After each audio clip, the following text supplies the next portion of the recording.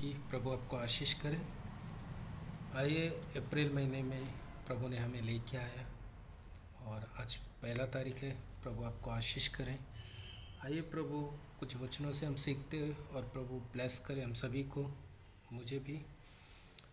तो उत्पत्ति में एक वचन में, उत्पत्ति उसके दूसरे अध्याय उसके 25 में लिखा है। उत्पत्ति उसके दूसरे अध्याय उसके 25 वचन में लिखा है, आदम और उसकी पत्नी दोनों नंगे थे पर लज्जित न थे। और उसके बाद में तीसरा अध्याय और उसके 7वां वचन को पढ़ेंगे। उत्पत्ति तीसरा अध्याय उसके 7वें वचन को पढ़ेंगे। देखिए उसमें क्या लिखा है। तब उन दोनों की आंखें खुल गई और उनको मालूम हुआ कि वे नंगे थे, इसलिए उन्होंने अंजीर के पत्ते जोड़ जोड़ कर लंगोट बना लिए। हालेलुया, आमीन। मैं आपको कुछ बताना चाहता हूँ। देखिए 6वें वचन में क्या लिखा है। अति जब स्त्री ने देखा कि वो उस वृक्ष का फल खाने के लिए अच्छा और देखने में मन भावन और बुद्धि देने के लिए चाहने योग्य भी है, तब उसने उसमें से तोड़ कर खाया और अपनी पत्नी को भी दिया और उसने भी खाया। तब उन दोनों की आंखें खुल गई और उनको मालूम हुआ कि वे नंगे, इसलिए कि उन्होंने अंजीर के पत्ते जोड़कर लंगोट बना लिए। देखिए उत्पत्ति दूसरा अध्याय उसके 25 में लिखा, आदम और उसकी पत्नी दोनों नंगे थे पर लज्जित नहीं थे। मैं आपको इसमें कुछ बताना चाहता हूँ। जब आप परमेश्वर के साथ चलते हो, जब परमेश्वर के वचन को मानते हो, अगर आपके जीवन में घटी भी है, अगर आपके जीवन में कमियां भी है, घटी है, फाइनेंस का हो सकता है, आपके जीवन में बहुत कुछ घटी हो सकती है, लेकिन आप परमेश्वर के साथ चल रहे, लेकिन परमेश्वर का एक वादा है, आपको कभी लज्जित होने नहीं देगा। लेकिन जब तीसरे अध्याय उसके 6वें और 7वें को पढ़ते, तो जब शैतान ने उनके मन में डाला और वो स्त्री को फल अच्छा लगा और उसने फल को अच्छा लगा, मन भावन। जब हम परमेश्वर की इच्छाओं से हटते हैं और परमेश्वर से हम प्रार्थना करना छोड़ देते, परमेश्वर से हम संगति करना छोड़ देते, हम संसार के चीज़ों में व्यस्त हो जाते, तब हम लज्जित होते। जब ये वचन में लिखा है 25 में, उत्पत्ति दूसरा अध्याय उसके 25 में लिखा, आदम और उसकी पत्नी दोनों नंगे थे पर लज्जित ना थे। क्यों लज्जित ना थे? क्योंकि वो परमेश्वर के साथ थे, और परमेश्वर के जो साथ रहता है वो कभी लज्जित नहीं होता। लेकिन जब शैतान ने उनके मन में विचार डाला, तीसरे अध्याय उसके 6वें और 7वें वचन में, तब उनके मन में क्या आया? जब परमेश्वर ने कहा था इस फल को मत खाना, इस फल को खाओगे तो तुम मर जाओगे।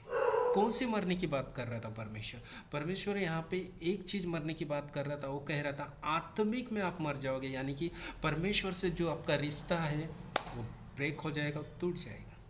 देखिए हम घटी में, प्रॉब्लम में, तकलीफ में, चिंता, कुछ भी चीज़ हो सकता है, लेकिन हम परमेश्वर के साथ चल रहे तो हम कभी लज्जित नहीं होंगे। लेकिन हम परमेश्वर को छोड़ के अपनी इच्छाओं को चल रहे तो हम लज्जित होंगे, हम गिरेंगे, हमारी नाम धराई होगी। लेकिन हम परमेश्वर के साथ बने हुए। और मैं आपको कुछ बताना चाहता हूँ, अगर यदि वो दोनों अपने पापों को मान लेते तो मैं विश्वास करता हूँ परमेश्वर उन्हें क्षमा भी करता। अगर आपको विश्वास नहीं तो आप एक वचन को पढ़ेंगे, पहला यूहन्ना, thank you Jesus, hallelujah hallelujah. पहला यूहन्ना उसके 9वां वचन में क्या लिखा है, देखिए हम पढ़ेंगे। यदि हम अपने पापों को मान ले तो वह हमारे पापों को क्षमा करने, हमें सभी अधर्मों से शुद्ध करने में विश्वास योग्य धर्मी है। प्रभु कहता है मान ले, हम अपने पापों को मान लेंगे तो परमेश्वर हमें क्या करेगा? उस पापों से हमें क्षमा करेगा। लेकिन उन्होंने क्या किया? उन्होंने पाप को छुपाया।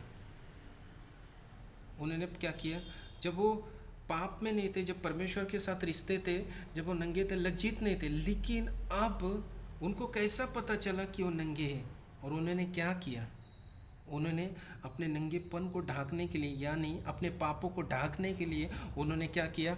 पत्ते का सहारा लिया। यानी उन्होंने, आज हम जीते तो है प्रभु में, लेकिन हमारे अंदर पाप छुपे। लेकिन परमेश्वर कहता है कि अपने पापों को मान ले तो क्या करेगा? हमें हर एक अधर्मों से हमें पापों से क्षमा करेगा। हम कभी लज्जित ना होंगे। तकलीफ बहुत आएंगे, लेकिन परमेश्वर तकलीफ़ों से छुड़ाएगा, लेकिन हमारा रिश्ता परमेश्वर के साथ मजबूत बना रहेगा। हालेलुया। आइए हम यूहन्ना पहली पत्री उसके दूसरे अध्याय में लिखा है, उसका पहला वचन, हे मेरे बालकों, मैं ये बात तुम्हें इसलिए लिखता हूँ कि तुम पाप ना करो, और यदि कोई पाप करे तो पिता के पास हमारा एक सहायक है, अर्थात धर्मी यीशु मसीह, और वो हमारे पापों का प्रायश्चित है। अगर हमसे गुनाह हो जाते, अगर हमसे पाप हो जाते, अगर हम मानते प्रभु के सामने, तो विश्वास, परमेश्वर का वचन कहता है वो विश्वास ही योग्य है हमें पापों से क्षमा करने के लिए। और वचन में लिखा है यीशु का लहू सारे पापों से शुद्ध कर सकता है। प्रभु चाहता है कि हम उसके साथ विश्वास योग्य रहे, हम उसको अपनी मन की बातें खुल करके।